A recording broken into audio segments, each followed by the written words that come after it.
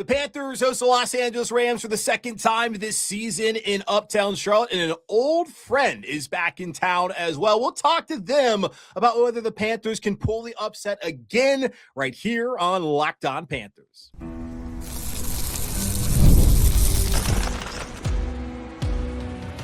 You are Locked On Panthers, your daily Carolina Panthers podcast. Part of the Locked On Podcast Network, your team every day.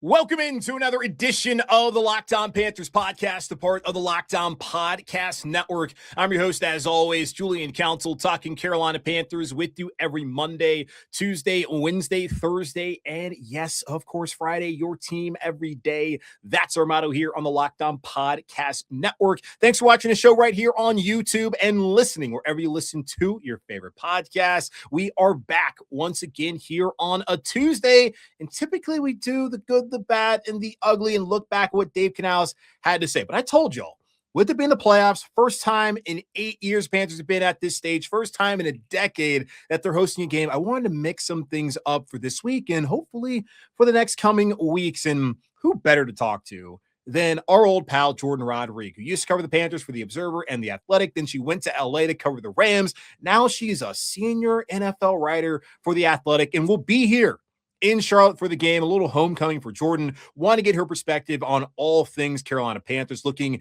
at the build to this point, looking at Bryce Young, Dave Canales, of course, the game on Saturday. So here's my conversation with Jordan Rodrigue of The Athletic.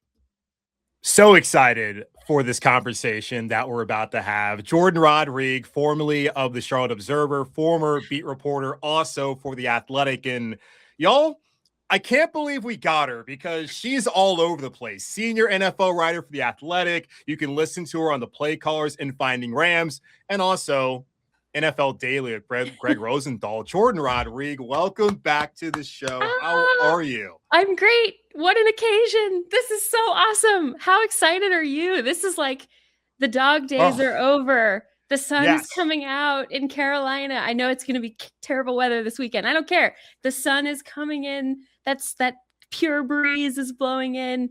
And oh my gosh, I'm so excited for this city. This is going to be so rad. Yeah, it's great. And like, there's two different ways I look at this. As someone who grew up in this city, went to those games sitting in section 119 with my dad, who was there in 2003 when they were able to beat the brakes off the Cowboys on that Saturday night. Fortunately, was not there in 2008 when Jake Delhomme decided to have 5 turnovers against the Cardinals. Like, it's so cool just to see my city back alive after, as you mentioned, the dark days of the last 8 years. And then also just professionally, haven't done this podcast since March 2021.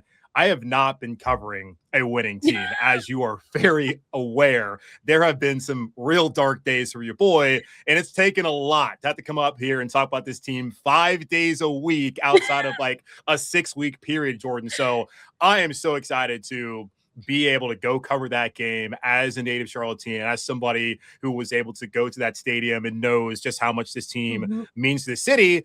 And you're going to be there too. I know. I can't wait. This was so special to me. I had this sort of in my my hopes and dreams of this season. I knew I wasn't going to be able to go to the regular season one. I'm often in the studio with Greg on Sundays, recapping all the games and covering all the games. And so that one kind of killed me. I had such FOMO of like, I know exactly like the walk into the elevator and, you know, the wonderful woman in the elevator who always greets everybody and like rolling up to the press box and it probably smells like popcorn and maybe there's Krispy Kreme there and like all of these things and that skyline. And I'm so excited to go and like, just to see this team has, I know I'm not going to sound super unbiased here. That's okay. Whatever. Like, I mean, look, it's a Panthers podcast. I know, right? It's like, this is my safe space to not be unbiased. That team, like you literally grew up with this team, right? Yeah. That team raised me. That beat raised me. It made me a better person. It made me a better reporter. Like, it got me ready to come hit like the arc of pure unadulterated chaos that Los Angeles Rams football has been, trended toward the positive, obviously, but still chaos all the same. And it got me ready for just to be so curious and so interested in everything that football can be. And that team, like I said, it's in my DNA forever. And so for me to get like both of these teams raised me essentially. And so for me to get to go and pay humble tribute best I can with some writing, and hopefully the words are good, like to just try, I'm so excited. They're going to be good. I'm not so worried excited. about that. I'm not worried about that at all. And like, yeah, it's so cool. I mean, for both of us that this matchup is happening. And look, it's been, as we mentioned, it's been a long grind. Like, you were here back on the beat in 2017, the last time the Panthers went to the playoffs, being 11-5 that year, going down to New Orleans and losing in the wild card round, and what I believe was one of the best games that Cam Newton ever played. And we have seen how things fell apart there. Once David Tepper bought the team and Matt Rule was hired, the pandemic going on, the quarterback shuffle of Teddy Bridgewater to Sam Darnold to Baker Mayfield, a little PJ Walker sprinkled in there, and then the last 3 years of Bryce Young. I'm just curious, like, what has been just your macro view of this build for Carolina, especially the last 2 seasons under Dan Morgan, Dave Canales, and a little bit of Bryce Young as well? Well, I love what they're building with that group, and I'd throw Brandt, Tillis in the mix in there as well. I think that they've really figured out. Now, listen, I can argue about deciding to run a flea flicker to the flat we don't got to talk about inside that. the red zone. Like, I can argue with that. However, overall, big picture, I do think that this is absolutely the right group. And it's this blend of, I talked with Brandt a couple weeks ago on NFL Daily, and we were talking about like this really interesting blend of like radical optimism and ideas and culture and positivity that you get from Dave Canales in a sport where that is not an easy balance to strike, mixed with really logical decision-making and sound process and ideas of how to shape process, and blending sort of the modern analytical thinking with like old school football fundamentals between Dan Morgan and Brandt Tillis, meshing these all together for me. And I know this sounds a little crazy, but I got to know Dave Tepper pretty well before he took on ownership of the team, before he really entered into the space where he was going to make a lot of mistakes quickly. Right. And he did. And I think he would admit that too. But if you peel back him to his core of like who he wants to be in the NFL zeitgeist, in the NFL fabric, it's like physically embodied in what those 3 guys are. And I think understanding that like, hey, maybe it can't be me in optically, but I can build the people, I can put the people in place who really understand what I want to be in my ethos and what I want this team to be in my ethos, in its ethos, and in the sort of ecosystem that they create, which is that modern blend of like really progressive team building thought blended with really old school scouting principles and old school fundamentals. I think you could see in spurts and fits. There we go. I think you can see in flashes like that this is what they are. They just haven't been consistent in that, right? And they'll keep going, I think, in that direction and get different players in different spots and perhaps make some changes, different assistant coaches, whatever. But like this is, you can see in like little flashes, like, okay, there it is. And people on the ground, and yourself included very much in that, you see it because you see all of it. I think a lot of people have turned away from Panthers football over the years. Not me, and I know not you. And that is exactly what you can see in little glimpses of I think the future. And it's up to them to grab onto that and like actually build infrastructure around those little moments. I have been very critical of David Tepper, as you are aware, and everyone who listens and watches this show is aware. But you have to give credit when credit is due. That's something that my mom always told me. That's something that Pastor Whitley told us at Mount Moriah Missionary Baptist Church in Matthews when growing up.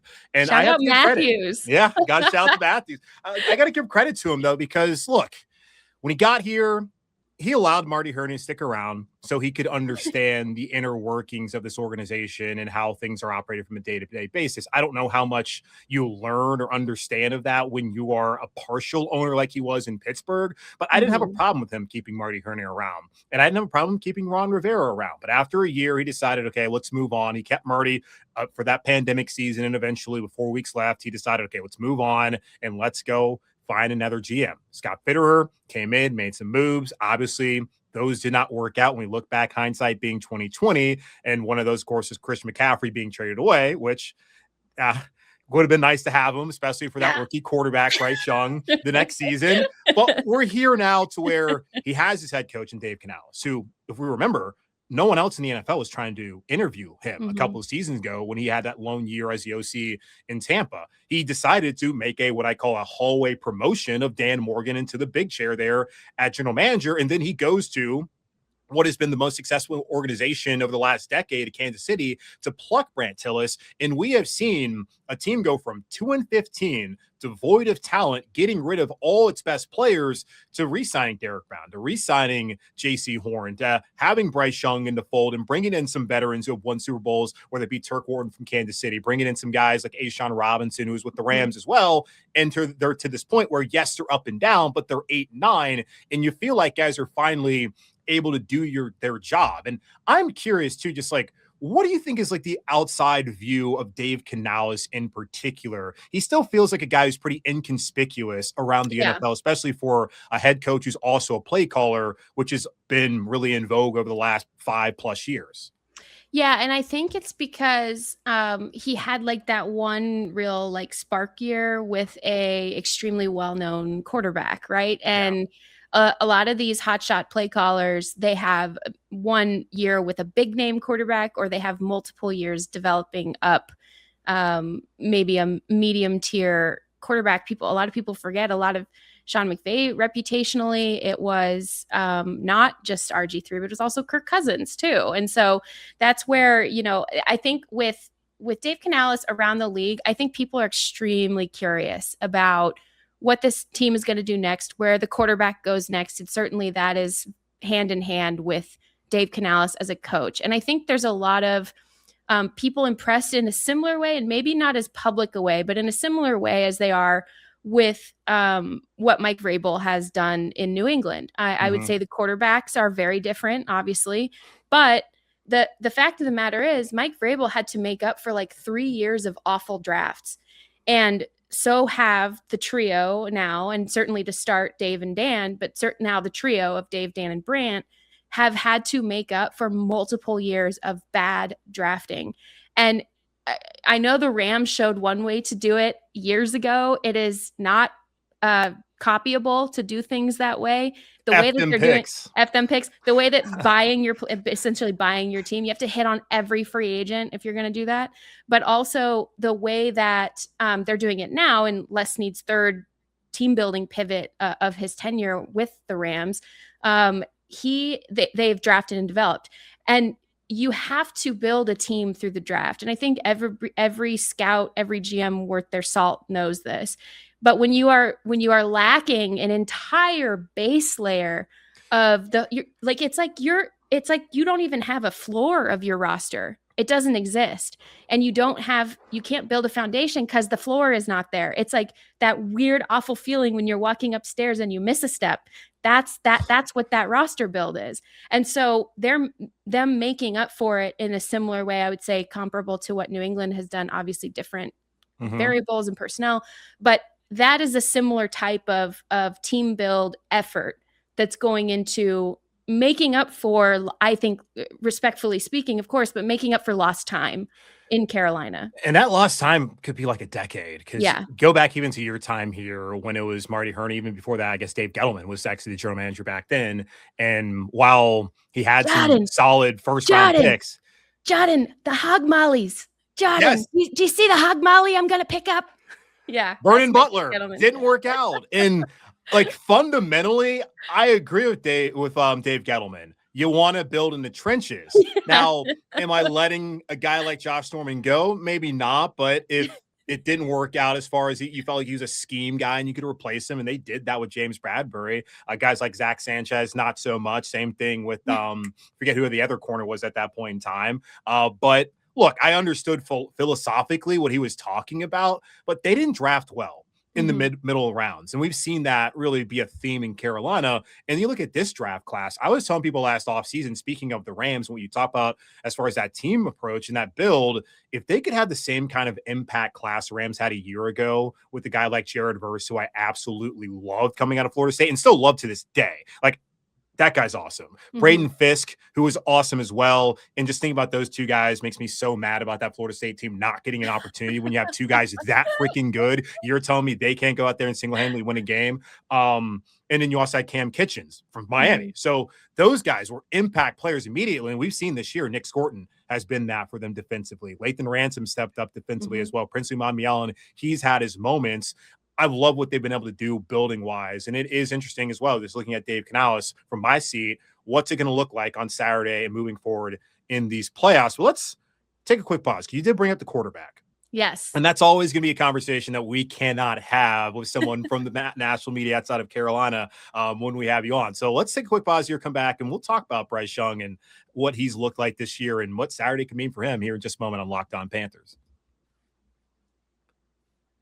Finding a doctor you actually like can feel like discovering a diamond in the rough. You want someone in-network nearby with availability, but you also want a doctor who really listens, makes you feel comfortable, explains things clearly, and helps you walk out feeling confident about your next step. Your diamond in the rough doctor exists, and finding them is as easy with ZocDoc. ZocDoc is a free app and website that helps you find and book high-quality in-network doctors so you can choose someone you truly connect with. The real-time availability means you book instantly, no phone tag. Appointments usually happen within 24 to 72 hours, and they can even have same-day openings. Stop putting off those doctor's appointments. Go to ZocDoc.com/LockedOnNFL to find and instantly book a doctor you love today. That's ZocDoc.com/LockedOnNFL. ZocDoc.com/LockedOnNFL. That's ZocDoc. Thanks, ZocDoc, for sponsoring this message. Hey guys, the draft picks positions are set and so many teams are looking for their franchise quarterback. Ever wish to become a pro quarterback getting drafted first overall by the Carolina Panthers? Well, now you can. There's a mobile game just for you called Ultimate Quarterback Football Legend. In this game, you step into the cleats of a number one draft pick quarterback, and it's your job to lead your team to greatness to help turn around a failing franchise into a dynasty. This is the number one quarterback career mode game on the mobile app stores, and it introduces the most realistic environment with full career control. Sign contracts, train and upgrade yourself, build chemistry and evolve your teammates, give input to your GM on roster moves, play the actual games in 2D, and rise through the ranks, become a pro football legend. You'll deal with the ups and downs of a quarterback career, from rookie nerves to playoff drama, and every choice shapes your journey. Ultimate QB is totally free to play, has no ads, and works 100% offline, perfect for when you want to sneak in a game or two on the go. Just head over to ultimate-qb.com. That's ultimateqb.com, or search for Ultimate QB in the App Store. And we've got something special just for you guys. Use the promo code LOCKEDON, all caps, in the game store to get a free boost at the start of your career. Ultimate Quarterback Football Legend, QB1, it's your legacy.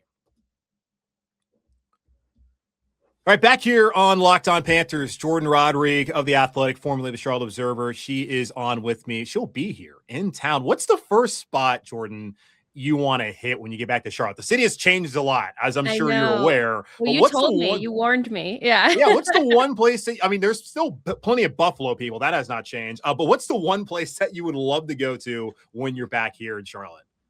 Okay, this is LA people will probably be upset with me for saying what we all know is true. LA does not know how to do wings outside of certain pockets that are like incredible. My wing place, you can't, it's a local wing place, and you always order out. And I tell no one, I gatekeep the crap out of it, because it's so hard to find like a sports bar with really, really great wings where you could watch college football all day and just like get disgusting in your chair, right? Yes. Moosehead, guys. Moosehead. I miss Moosehead, Uncle Donnie's wings. Yep. I miss it with a jam session IPA. which, by the way, my friend sent me a case of Jam Session when I first moved out to California because I was so homesick for Charlotte and Charlotte IPAs. California, LA has done pretty well in that regard, especially over the last 5 years or so, but there's nothing like that Jam Session and a big plate of Uncle Donnie's with blue cheese. And because, there's so many Buffalo people around. Yeah, like, you got to get the blue cheese. It's blue cheese. Ranches, unless you're having fried pickles, don't eat ranch. Sports bar wings in LA, like, you really have to search. You really have to find. LA is built, a city built with so many pockets and villages all throughout. And you really have to, like, hit the ground and really commit because it's been a higher miss rate than a hit rate on some of these sports bars out here for me. Yeah, healthy Californians. I'm sure they have like some tofu wings. We could do that. Cauliflower wings. I'll do that. They probably kill it with like the flatbreads on game day, stuff like that. Moosehead, like, you honestly just nailed my order because it's like 10 Uncle Donnie's wings, side of fries, and Jam Session has always been my favorite beer. I have a Jam Session koozie somewhere here in my house. But Bryce Young. Yes. A lot of questions about him going into this season after the way he ended last year, where he was phenomenal in that final game back in week 18 in Atlanta. Didn't really pick up where he left off, struggled to start the season. We saw the ups and downs. We saw him really just look tough against the Saints after a big win against Green Bay on the road. Then he turned around at 448 yards, a franchise record against Atlanta. And I feel like in these final 4 games, aside from what happened against Seattle, who is the best defense in the league, in my opinion, the best defense Carolina was going to see. And this is an up and down offense. I thought he had the goods on Saturday in that game against Tampa. I thought he had the goods as well in their loss against New Orleans, and certainly had it against Tampa Bay. What has been your perspective on Bryce Young's growth and where this may be headed for Carolina and him in the future? Yeah, well, in terms of the future, I think the trajectory is promising, but doesn't outweigh if something special comes along, right? You never know when those opportunities present itself. I will remind people that Jared Goff, despite the fact that him and Sean's relationship was not good at the time, Jared Goff was still a totally fine quarterback, a good quarterback in Los Angeles that was going through a bit of a slump, especially against pressure. And someone extraordinary, a unicorn, came along at exactly the right time in Matthew Stafford. So I think that a team needs to stay open to the possibility that you can take a position from a B to an A++, or from an A to an A++. Like, I think you need to always stay open to that possibility. So I will caveat by saying that first and foremost. But second, I think that there is a better self-awareness of where the rest of the team is at relative to Bryce Young's development trajectory, where a lot of first-round picks, you really hope that they're plug and play. The roster was not ready for him to be plug and play in a way that was functional to his development. His development, I think, is on track more so this year, even I thought he was one of the best stories in the NFL last year in terms of getting his confidence back and all of that. I think quietly, he's also one of the best stories in the NFL this year in terms of he will struggle. And when he struggles, it just looks worse than when other quarterbacks struggle. I can't explain it. I don't know why. It's probably like subconscious size biases or whatever floating around in all of our brains. But like you can go from really solid to fritz out, and then that's a disaster. However, I think he's playing so much more confidently. I think that he's got combinations worked into the offense and answers worked into the offense where he can he has a choice to make between a low probability throw and a low risk throw, and has layers in between the range there of what he can do. I think when the run game is good, he is absolutely settled in the way that they had always hoped that he would be, and just hadn't been able to build that run game out, and certainly hasn't been consistent in recent weeks either. I think that him in that first Tampa Bay game in the second half specifically, that was him at his next step toward his best. Like, I don't think that was his best. I think he kind of shocked himself. You'd see his face behind the helmet after some of the throws he'd make and all of that. And he'd be like, yeah, I'm this guy. Like, I can do this. The scramble drill throw to the touchdown in the back of the end zone in that game was incredible. I think he needs more. He has a great receiver, obviously an offensive rookie of the year in Tetairoa McMillan. He needs more out of everybody else. He needs like, and it's okay to ask for that if you're the quarterback. Like, you don't have to, like, Oh, yeah. It doesn't have to always be like, oh, we need to get him system help. No, you should have system help. Like, you should have receivers who help you. Like, you can't only wait for them to come alive in one half or the other, which is what has driven me a little bit crazy about the receiving core this season. But when they're on and when he is on with them, it is a really, really hard to stop offense, in part because it's very unscouted. And what I mean by that is them being cohesive in such inconsistent manner this year.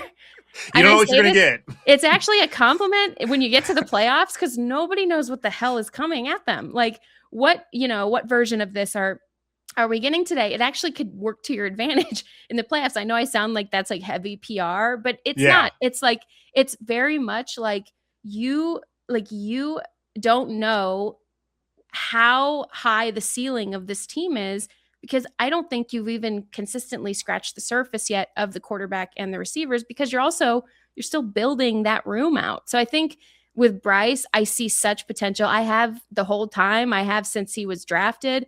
You really couldn't pick, in my opinion, between CJ and Bryce, because they are such different quarterbacks, but they both have, to me, such potential. And you just love the personality. You love the character of both of those guys. And you love the fact that they both want badly to lead, and they both want badly to do right. And I think that that's something that it becomes hard if you're the coach. You have to find a way to channel that into actual development. I think it's a credit that the Panthers haven't, quote unquote, like given up on his development, because it's been rocky. I think we all know that. We've all seen that. But when you get those plays, like I said, the second half of that Bucs game, and when you get like the distributor passer that he is, and I will say this, when you get these off season or these in seasons ahead of the trade deadline, and I heard a lot of this ahead of this year's trade deadline and last year's trade deadline, teams want to be the one to bring him into his next form. Like, there are many teams around the league that would love a shot at developing this guy, because first of all, they love the person, and they love the tools and the traits, and they love the idea that he's a blank canvas that you can build a lot of different types of scheme around him. And so I think that's all of this very long, rambly answer. All of this goes part and parcel to say, like, he will always probably need a ton of tools around him. But I think admitting that and being okay with that is when you can get like how we saw Brock Purdy develop, right? From this real true system guy, Kyle Shanahan's next project or whatever, into, hey, by the way, Kyle Shanahan just took the training wheels off, and this guy's like the best perimeter thrower in the NFL through this span of weeks before they run into the Seahawks. You know, like it's one of those type of arcs that I think is very possible for him. And it will take patience, and it will probably be frustrating at times too.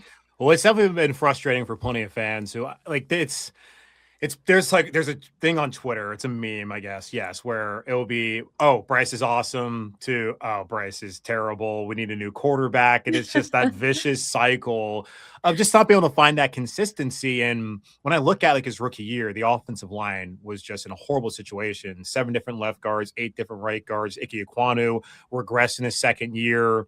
That was an issue for them. But once you were able to stabilize that, the hope was that he was going to come out and he would play well. And he struggled his first 2 games. They sat him down. He got his opportunity. He got the leadership in the locker room to buy into him and trust in him. And we saw what happened the second half of last season. And while this year, and we know progress is not linear, but like this year has been far more stable than his first season and even last season. And like, that's so important, where I look at year one, I kind of throw it away. I look at last year's being year one, and he had to sit out for a little bit. This has been year 2. And we see oftentimes these quarterbacks from year 2 to year 3 is when they make that leap. So I think this offseason, I agree with you.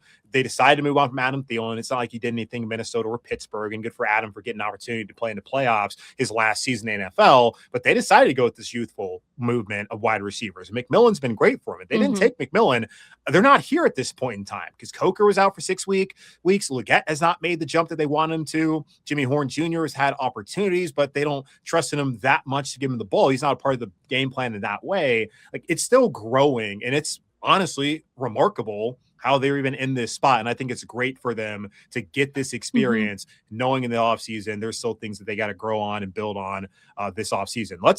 One more quick pause. I know you got to go.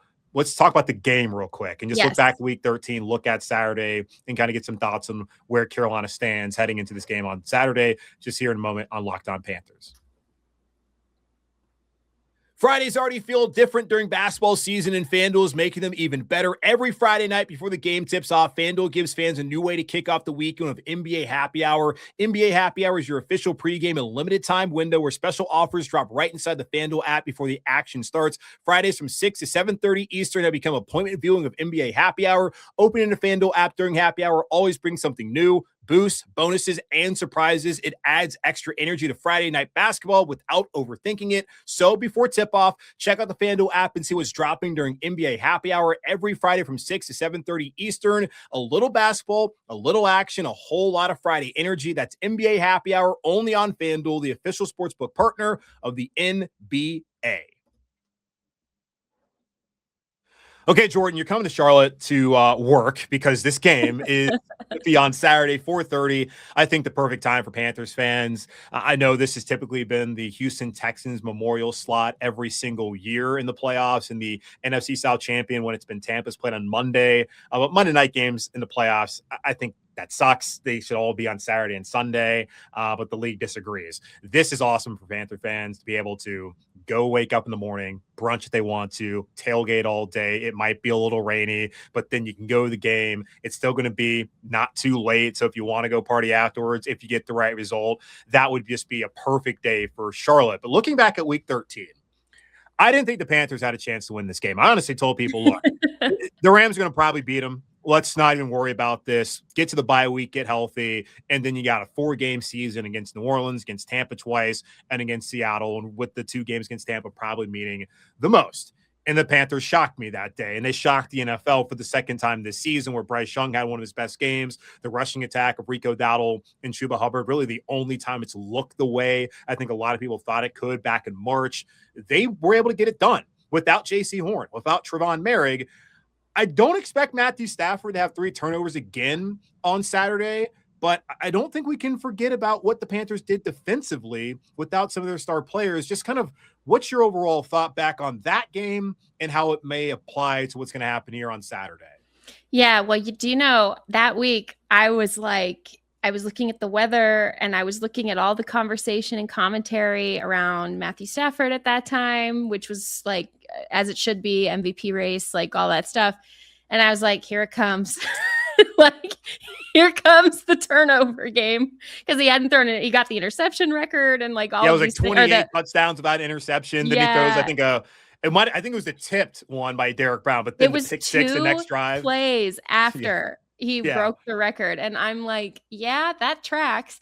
It really. So okay, so the thing about the Rams, and I'm not ruling chaos out. I'm not ruling this Panthers team. I like to call them like a berserker, because they will just suddenly be like your worst nightmare out of nowhere, and it's the best. Like, it's been so fun to watch all year. However, this Rams team, their experience in the postseason, their Sean McVay specifically, he is really angry with how the last couple of weeks have gone for this team.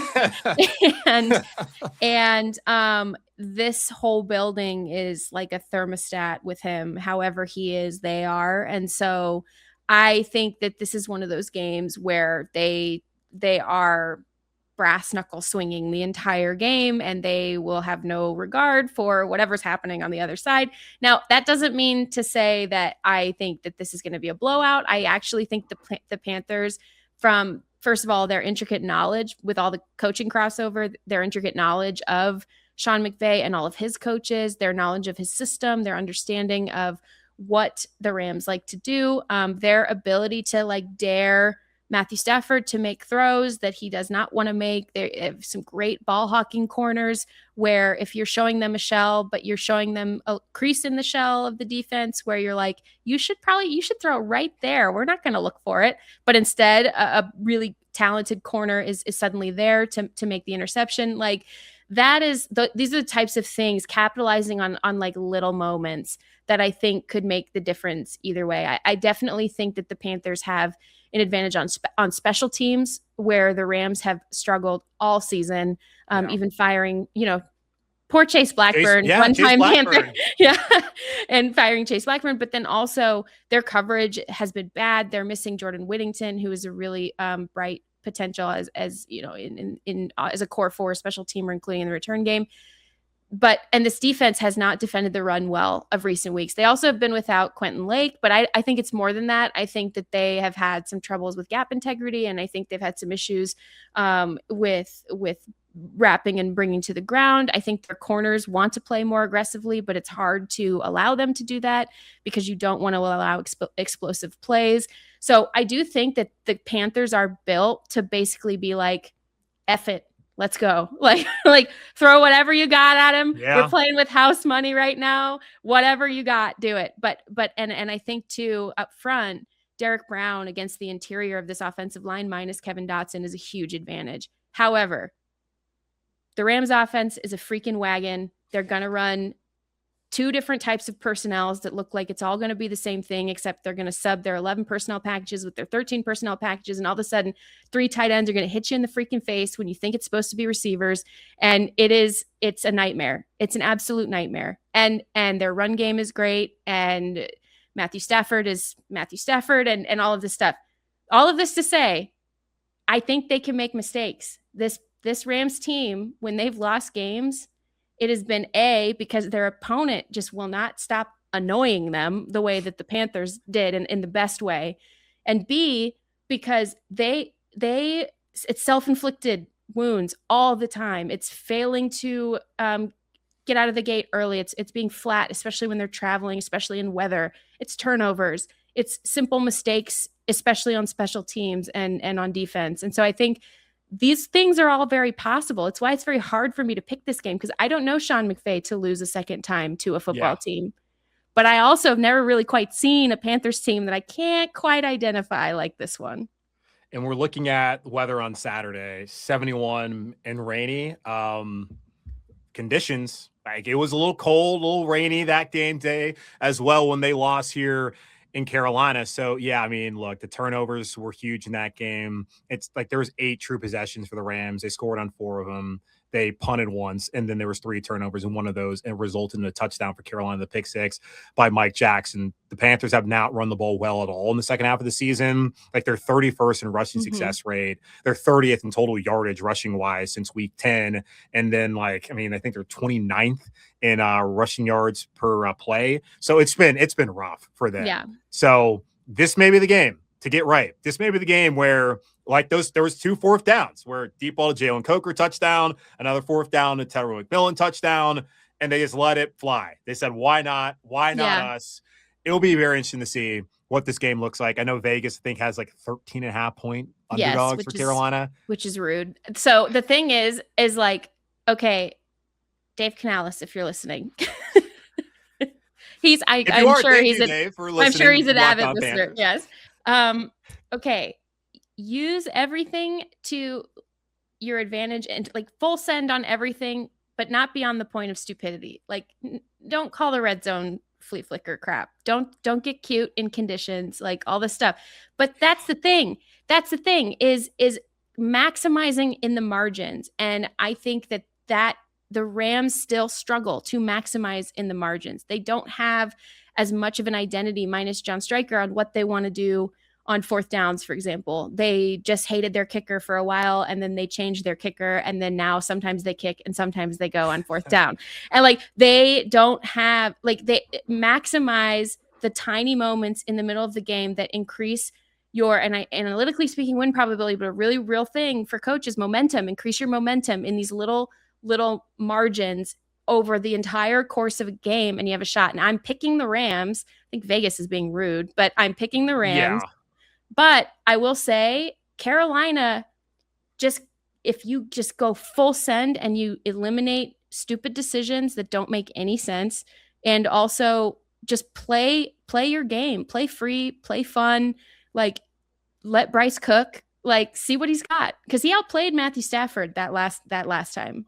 100%. And like, here's the thing where I'm at least right now, earlier in the week. If I hadn't seen Carolina win against Green Bay, who I'm not that high on. I've been high on LA for a long time. I felt like that team was going to win the Super Bowl. If they changed the format the way that the Lions wanted to, it'd actually be the Rams, the 2 seed, versus the Panthers, the 7 seed in LA. And that actually would have been huge for the Rams, because I think for them, going to Carolina, even if it's going to be rainy, is a lot better than going to Philadelphia or going to Chicago. We all understand that. And then if all the seeds hold, aside from this game, they go to Seattle, and they've done a great job defensively against Sam Darnold this season. And there's always going to be that narrative around Sam until I think he just hoisted Lombardi up. I'm sorry. I just think that's what's probably going to be out there, even though I give him a lot of credit for what he's done since leaving here. Like, their path is there for LA. So I still think they're a good football team.